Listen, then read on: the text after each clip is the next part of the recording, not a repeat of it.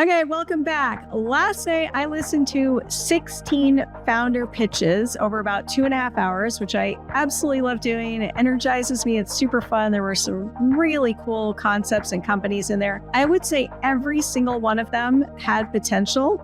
However, almost all of them shared the same blind spots, which I think is really interesting. So the good news, they're fixable. That's what I want to share today. Commonalities across 16 pitches that I saw all together. And there were just a handful of things that the majority of people missed. They're pretty easy to correct. So we're going to talk about those today so that you don't make the same mistakes.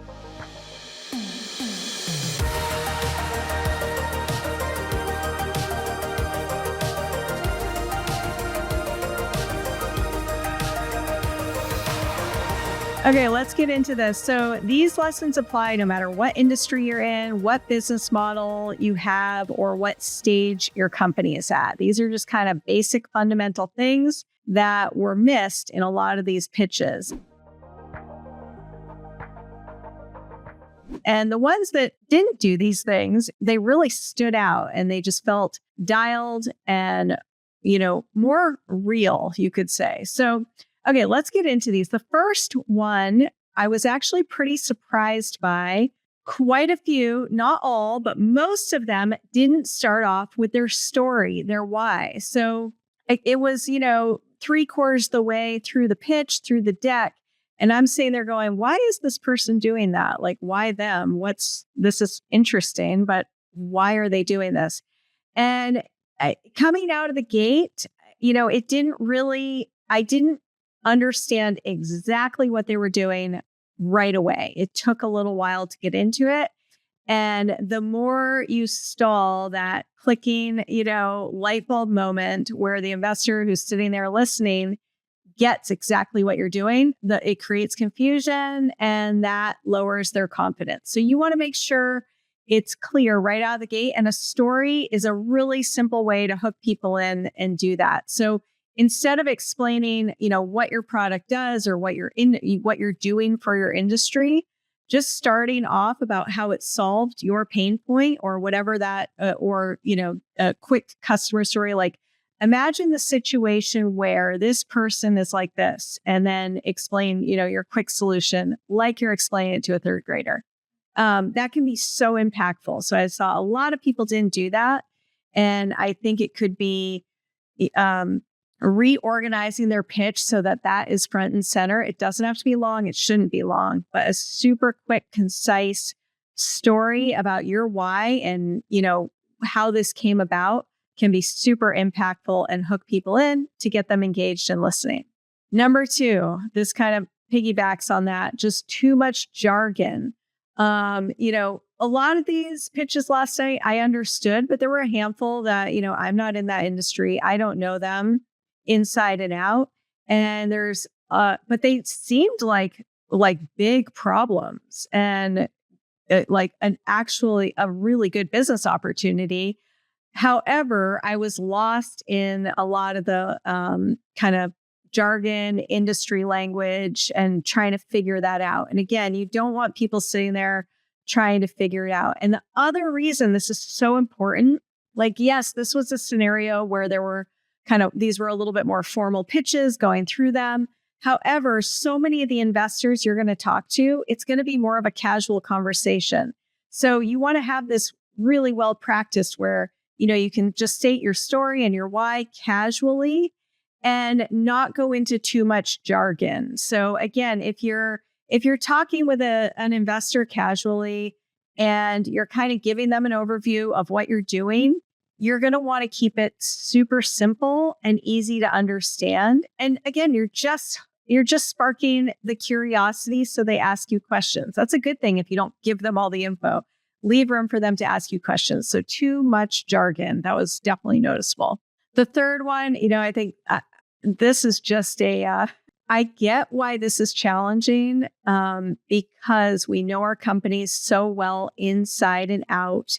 And we're just excited to share everything about them, but you can't put everything in your deck. So way too much information in the deck. So trying to listen to a pitch for 3 minutes, or even again, if it's just a more conversational pitch and not this time situation.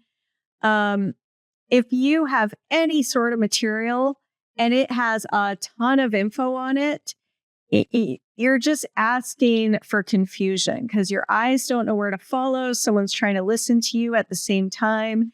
And even if you're just sending out your deck, you want to just think about what is the number one thing I want them to take away from this slide.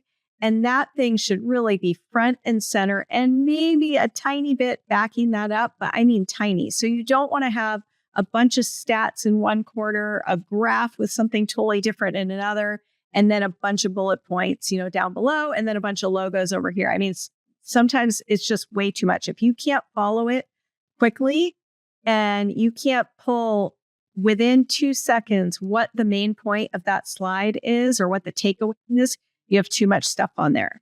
Okay, number 4. This was actually, I would say, on the majority of them, unclear use of funds. So, and not all of them were asking for funds. Some of them were asking for a certain, contact, a resource, strategic partner, something like that.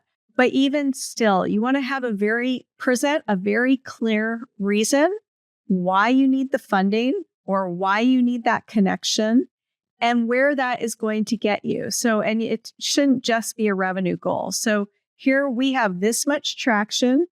Even if your traction is just, we've been out, talking to people, we have loose commitments, LOIs. Even if you don't have revenue yet, you can still have traction. And then what milestones are you, or, traction those are milestones also. So we've got our product, we filed a patent or we've started developing our product. What are those milestones? And then what milestones are you going to hit with the funding or with that key position filled, that type of thing. So you really want to clearly lay out your funding strategy and where it's going to take you. So what's the runway that's going to give you?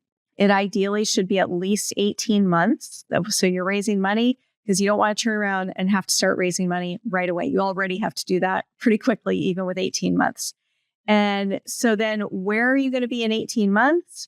And why will you be more valuable at that point to go raise the next round? Or is your milestone at that point, you'll be profitable and you don't need to raise the next round? But being super clear. And I get that it's hard to, put that stake in the sand, but everybody knows things are going to change and shift. But the point is to show you've thought through it and there's at least a plan there. It's okay if it evolves and shifts, but having a plan there and presenting that clearly is super important. Okay, so the last one, number 5, can't say this enough, lack of passion. Not everybody, but I would say at least half. Last night, not enough passion coming through. So again, if you are putting everything you've got into this, you've got to have that come through in your voice. The best way to do that is to practice, and practice projecting, record yourself, because especially on video, a lot of Zoom pitches, a lot of Zoom meetings, stuff like that, you're probably coming across like at half the energy that you're actually projecting in person. So record yourself and see how you come across. And then you just got to practice like crazy. So it was funny. I just mentioned this on the interview that I did, but my son was doing a snow cone stand over the weekend, and he had a little charity donation. He wanted to donate money to support guinea pigs, and it doesn't get much cuter than that. But anyway, so all these, people are coming by, and he started off and he was kind of like mumbling through his cause and what he was doing and how much the snow cones were. And by the end of the, 3 hours that he's selling snow cones, he had his little pitch dialed because he'd practiced it and he was like feeling more confident with it. It was really cute. But anyway, it just goes to show the more you can practice, the better. And you got to have that passion come through. If you aren't passionate about it and you don't have complete conviction and believe in yourself, you can't expect other team members, other investors, or strategic partners to have the same. So even if you're not talking to an investor, like back in, with my beverage company, if I was going to try to get a bottler or trying to find a manufacturer, you got to pitch with that same conviction and passion. They're going to want to hear the same thing as an investor would. So practice, practice, practice. You got to have that that passion come through. People need to feel what you're saying, and make sure your mic is working well. Make sure you don't have background noise. Like, these little things can throw you off. And if you get that one chance for that killer Zoom meeting with that right person, and sometimes you don't even know who that is. So you want to make sure every single Zoom meeting is optimal and optimized with your sound, your pitch, your visuals, everything. Be ready to go. Make sure your sound is good. Be dialed. You're going to come across so much more professional. And in a lot of ways, those things subconsciously signal the person on the other side receiving it way more than half the info on your slides. So we put so much time and effort into the info on the slides, and really the verbal cues and the passion and conviction, all that can actually be way more important in a lot of ways.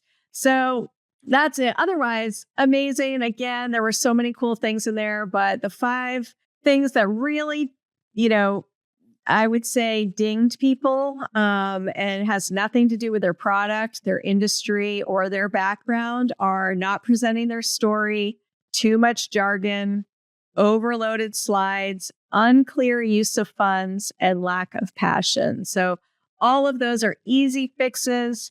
Take a look at your deck, take a look at your pitch, try to go through and see if you think you might be, falling into any of those mistakes that are easy to make when we are close to it. And if you need any feedback, email me, hello@seedmoneypodcast.com. Connect with me on LinkedIn. Always happy to listen to your pitch and give feedback. Okay, till next time. See ya.